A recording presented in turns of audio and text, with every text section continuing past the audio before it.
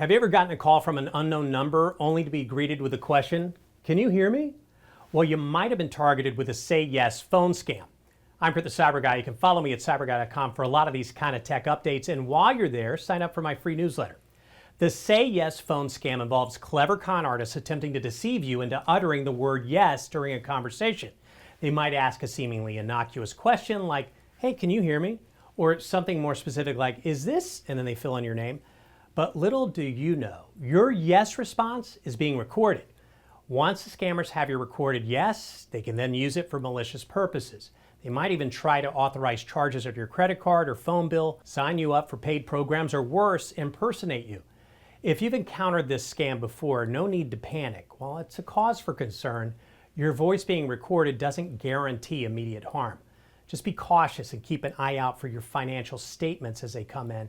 And if you experience a scam, don't forget to report it to the BBB or Better Business Bureau's scam tracker. Here are some simple ways to protect yourself from falling victim to the Say Yes phone scam in the future. Don't pick up. If you see an unfamiliar number calling you, let it go to voicemail. It is better to be safe than sorry for sure. If you accidentally answer and the caller asks a question right away, avoid saying the word yes. Instead, respond with a question of your own. This might scare them off. Me, I just hang up.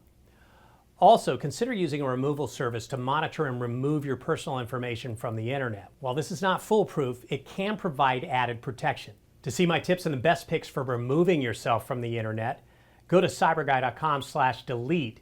And while you're there, sign up for my free newsletter.